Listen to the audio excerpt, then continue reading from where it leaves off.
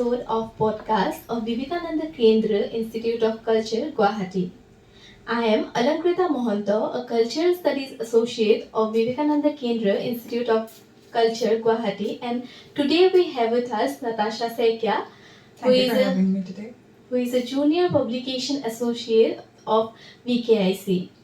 So Natasha, as you are working or as you have done a research on the missing community, today we are going to talk about this community of Northeast India.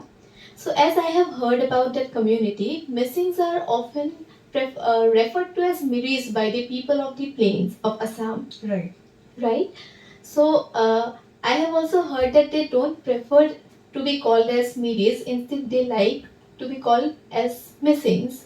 That's right, because that's their origin, right? Yes. So that's your identity. So something that is your origin, they would obviously be like to be referred as missings instead of meeting. True.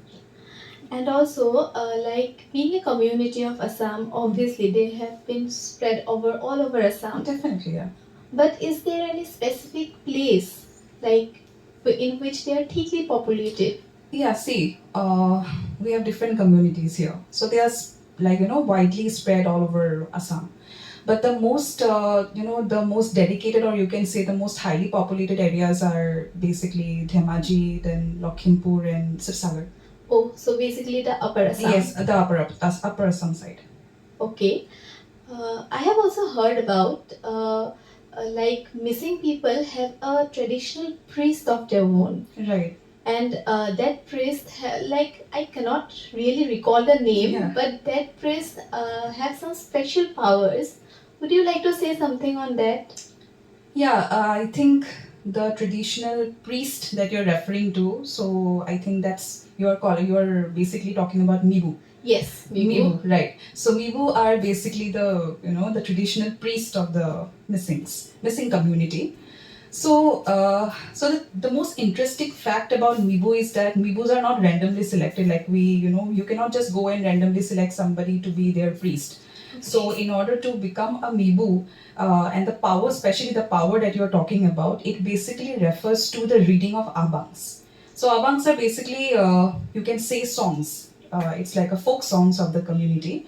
So it has two parts. One which is read by the Mibu, and another which is usually sung by the general or the common people of the community. So the abang which the Mibu reads, he has to have that power to read the abangs, because it cannot be read by somebody who is not chosen, or you can say to possess the power that you're referring to. So yeah, Mibus are basically the very important part of missing community.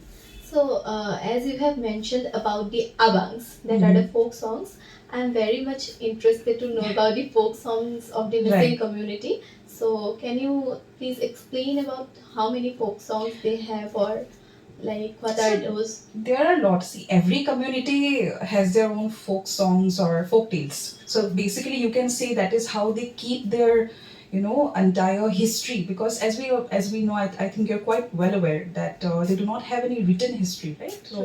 So they keep their alive. The history is alive through this folk tales or folk songs. So there are a lot of folk songs, but the most prominent ones are the abangs, as I have mentioned right now, and one is Oinitom. So abangs are usually of two types. The one which is usually read by the Mibu, and another which is sung by the general people of the community. So in the first part of the abangs, which is usually sung by the Mibu, that is usually done during the religious practices, or there are any kind of rituals that needs to be done. Only that time the Mibu sings the abangs. And the another part, it is which is sung by the general people. That is usually sung to keep the history. Basically, the second part, it means that they are singing the history of the missings. Okay. So abangs are those kind of folk songs. And another one which is the Oinitom. So Oinitom is a fun song, you can say.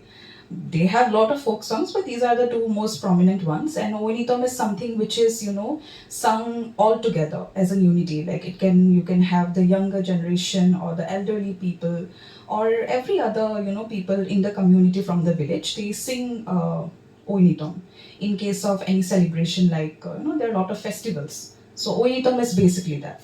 Okay, so Right. coming to the festivals, as you have mentioned, missing people may have many festivals like Right. harvesting festivals, Yes, but definitely. one among them is very prominent, and I have heard about it is Ali Aligang. Right, yeah.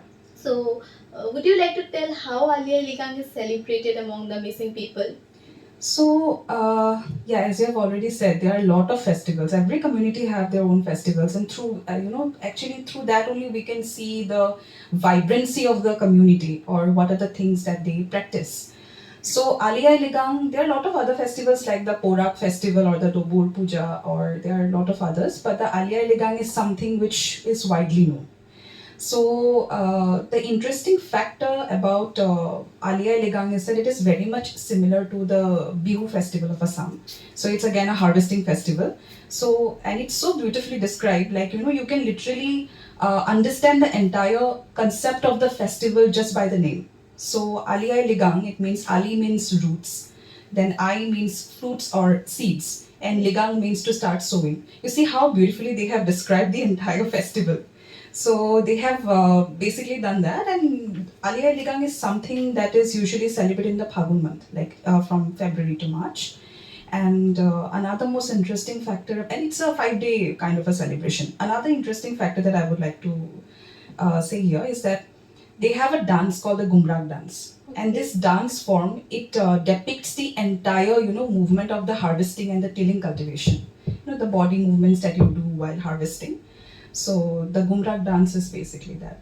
Yeah. Okay, very beautifully explained, Natasha.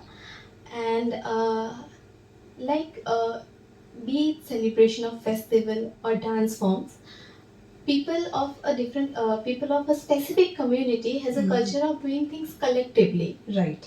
So I have heard about a term called Rigpa Dagela. Daglik. Daglek. Okay, Right. sorry, Rigpa Daglek. So would you like to explain what this term actually means? Yeah, so I'm glad that you brought this up because it is something which I found it was very unique. Rigba Dagleg. So Rigba Dagleg is something that they do all together. Okay, so it's the entire community. They are so you can through these things you get to find out the unity they have in between amongst themselves, and so this Rigba Daglek, it basically means collectively doing things together. Okay, be it feast, be it festivals, or be it harvesting, they do it everything together.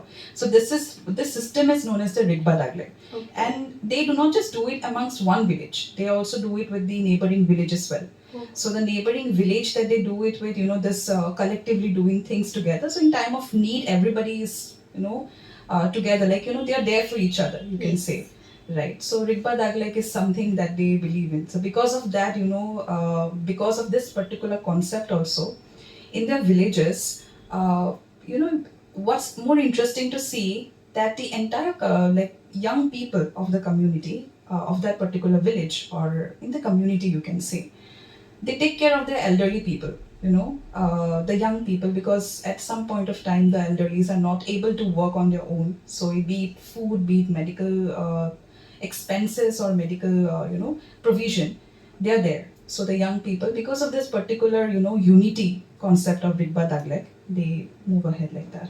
Okay, thank you, Natasha. I must say this was a very insightful session, and also I have come to know about many meanings of many missing terms. Right. So thank you for your precious time. Thank you. Thank you, viewers, for joining us. Please like, comment, share, and don't forget to press the bell icon and subscribe to our channel, that is VKIC Guwahati. Thank you.